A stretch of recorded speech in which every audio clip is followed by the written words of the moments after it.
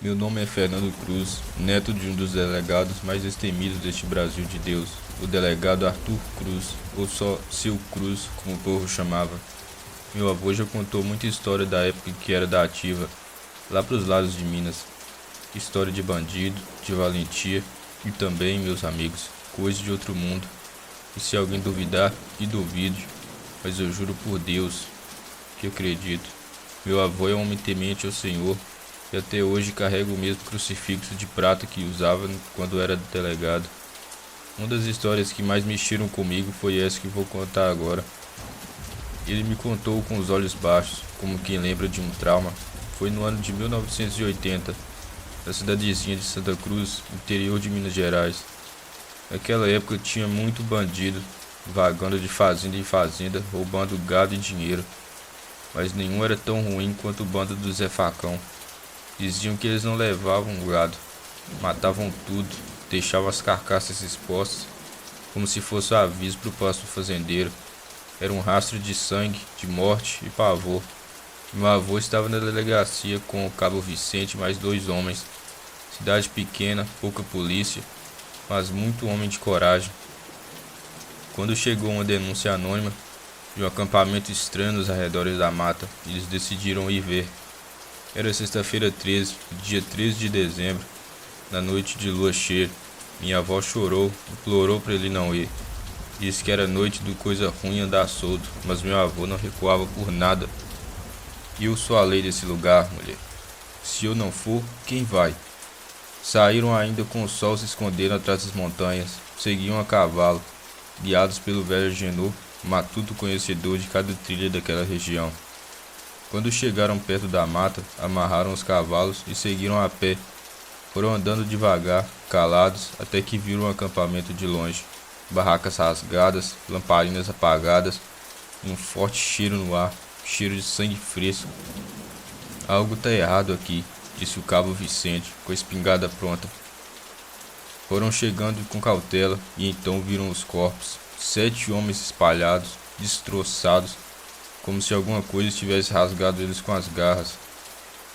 Tinha pedaços de gente pendurado em galho de árvore. Meu Deus do céu! Sussurrou um dos homens, fazendo o sinal da cruz. Foi então que viram um homem agachado, nu, com o corpo coberto de sangue, perto da fogueira apagada.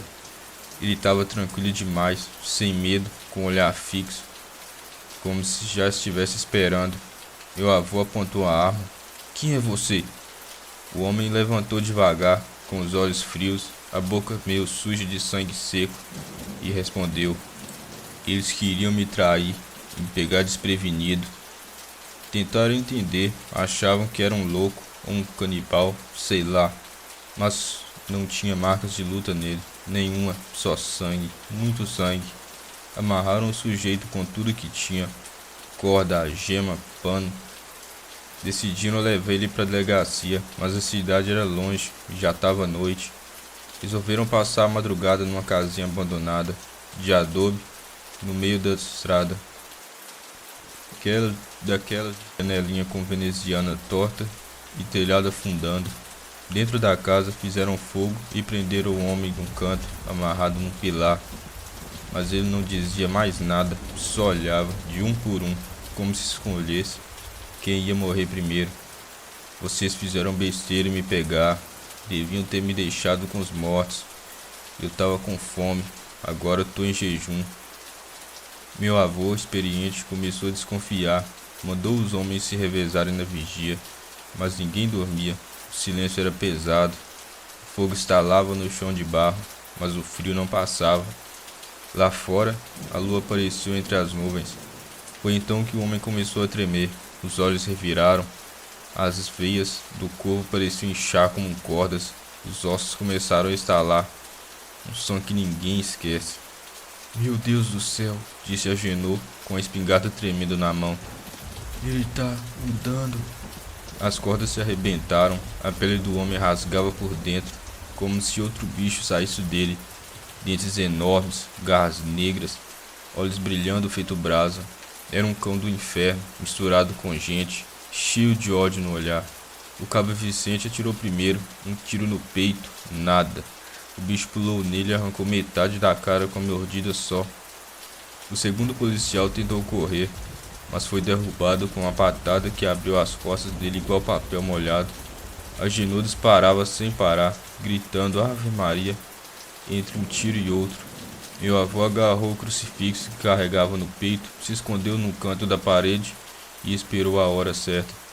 Quando a criatura foi em direção a ele, atirou bem no olho da coisa. O bicho uivou, bateu na parede e fugiu pela janela, derrubando tudo no caminho.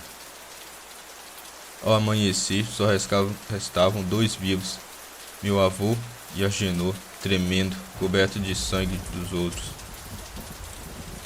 Depois daquela noite, meu avô voltou para a cidade arrastando o velho Agenor, os dois mal conseguindo ficar em pé. Estavam com as roupas rasgadas, sujos de sangue que não era só deles. Quando chegaram na delegacia, o sargento de plantão pensou que tinham sido atacados por um bando inteiro. Que foi isso, seu Cruz? Um massacre? Não foi bicho nem homem, respondeu ele de olhos baixos. Foi uma coisa entre os dois. Enterraram os colegas no mesmo dia, sem velório. Os corpos estavam irreconhecíveis. O povo ficou em silêncio. A cidade toda sentiu aquele clima estranho no ar, uma sensação de que alguma coisa maligna espreitava na escuridão. Meu avô fez o relatório, como mandava o protocolo. Escreveu o que aconteceu, mas com cuidado. Não disse lobisomem, disse sujeito fora de controle, ataque brutal, fuga noturna. O delegado regional não acreditou em nada e ainda ameaçou afastá-lo por traumas psicológicos. Tô te poupando, Cruz. Se disser que viu o bicho fera matando seus homens, vão te chamar de doido e te aposentar por invalidez. Ele aceitou calado, mas no fundo sabia o que tinha visto. Os meses passaram, a cidade seguiu a vida, mas meu avô nunca mais foi o mesmo. Dormia com a espingarda ao lado da cama, benziu a casa, passou a usar crucifixo até na hora do banho. Até que um dia, mais de um ano depois, uma nova série de mortes começou. Primeiro foi um caseiro, depois dois vaqueiros de uma cidade nos arredores. Os corpos estavam arrancados, abertos, espalhados como os outros. Os mais velhos já começavam a cochichar. É ele, o coisa ruim voltou. Na noite da terceira morte, meu avô saiu de casa com a farda, a espingarda carregada e 2 frascos de água benta. Se eu não voltar, não me procure, disse para minha avó, só reza. Foi até uma venda velha abandonada, que ficava próxima do local das mortes. Lá dentro encontrou pegadas de homem descalço e de animal, lado a lado, indo em direção ao mato.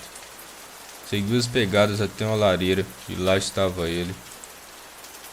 O mesmo homem, mais velho, com barba e cabelos grandes, mas com o mesmo olhar gelado e cruel. Estava pelado, coberto de sangue fresco, como da primeira vez. Eu sabia que você ia vir, Cruz. Eu devia ter te matado naquela noite. O homem riu. Você não podia, agora é tarde. Eu posso ser o que eu sou.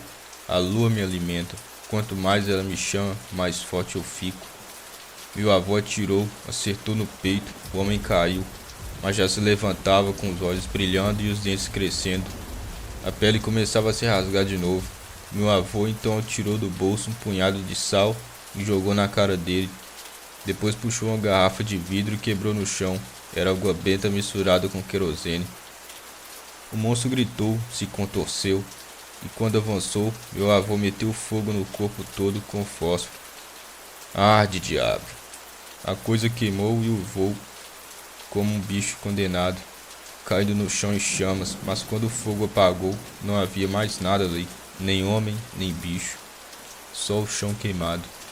Até hoje meu avô não sabe dizer se matou aquilo de verdade ou se só atrasou a volta dele, mas ele jurou que toda sexta-feira 13 a lua ainda brilha um pouco mais forte e o mato fica mais silencioso do que deveria. Tem coisa que a gente mata, mas não enterra.